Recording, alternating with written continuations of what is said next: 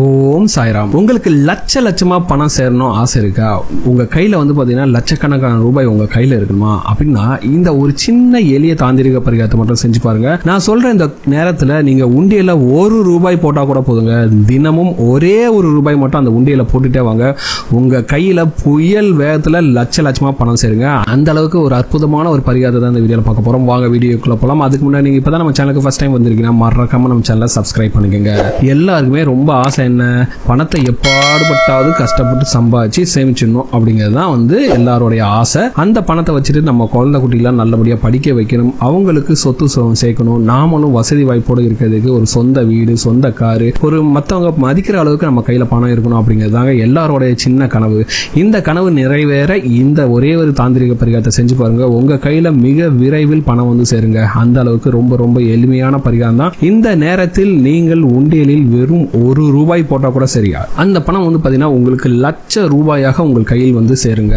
சரிங்களா? நிறைய பேருக்கு இருக்க பிரச்சனை என்ன தெரியுமா, பணம் சம்பாதிக்கிறதுக்கு ரொம்ப கஷ்டப்படுவாங்க.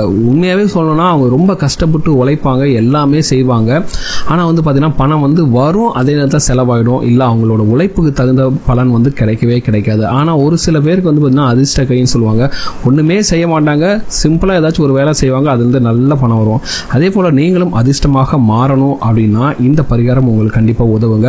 அதுக்காக நீங்க வேலையே செய்யாமலாம் பணம் வராது. கண்டிப்பாக நீங்கள் வேலை செய்யணும். அதே நேரத்தில் நீங்க செய்யற வேலை எந்த ஒரு தடங்கள் இல்லாமல் உங்களுக்கு வந்து பணம் வந்து தானாக வந்து சேர ஆரம்பிச்சிருங்க. அதுக்கு இந்த பரிகாரம் கண்டிப்பாக துணை இருக்கும். எல்லாருக்குமே தெரிஞ்சது வந்து பாத்தீங்கன்னா குளிகை நேரம். சரிங்களா? ஒரு நாள்ல வந்து 1.5 மணி நேரம் குளிகை நேரம் வரும்.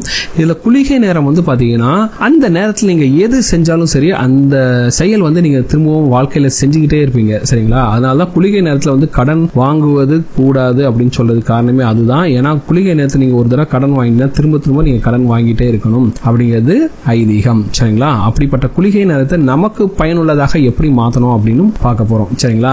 இப்போ வந்து நீங்க என்ன செய்யணும்னா ஒரு உண்டியல் வாங்கி கொள்ளுங்கள். சரிங்களா? அது மண் உண்டியலாக இருந்தால் ரொம்ப நல்லது. மண் உண்டியல் கிடைக்காத பட்சத்தில் ஏதாச்சும் ஒரு டப்பா, பாட்டில், இதுல வந்து பாத்தீங்கன்னா ஏதாச்சும் ஒரு மூடி போட்டு நீங்க எந்த ஒரு உண்டியலாக இருந்தாலும் சரி அதை வந்து நீங்க பார்த்து எடுத்துக்கலாங்க.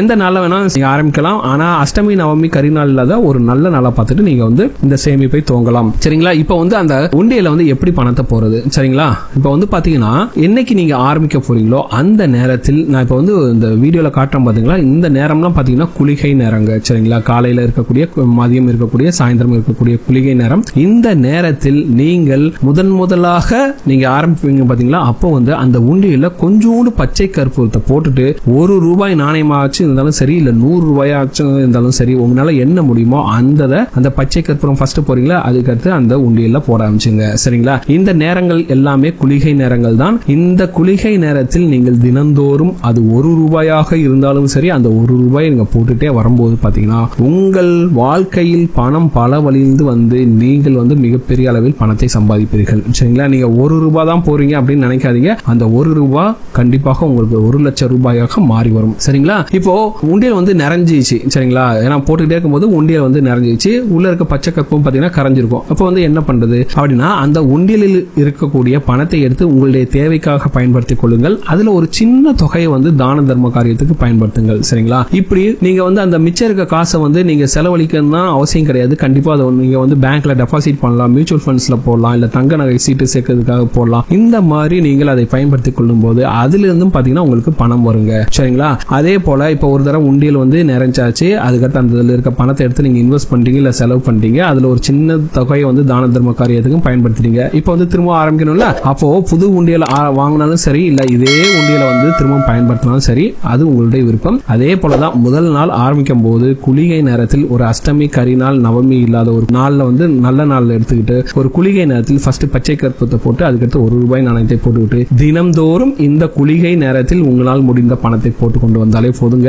உங்கள் கையில் பணம் பல வழியிலிருந்து வந்து சேர்ந்து பணம் நிறைய வந்து சேர்ந்துகிட்டே இருக்கும். சரிங்களா? நீங்க சேர்க்க ஆரம்பிச்சிட்டாவே போதும், உங்களுக்கு வந்து பணம் வந்து இருக்க தடையெல்லாம் நீங்கி ஏதோ ஒரு வழியில உங்களுக்கு பணம் வந்துகிட்டே இருக்கும். மிக விரைவில் உங்கள் கைகளில் லட்சக்கணக்கான ரூபாய் பணம் சேரும். இது செய்யறதுக்கு உங்களுக்கு செலவே கிடையாதுங்க. இந்த சரியான நேரத்தில் வந்து நீங்க வந்து தினம்தோறும் ₹1 நாணயம் போட்டா கூட போதுங்க. சரிங்களா? எவ்வளவு எளிமையான பரிகாரம்.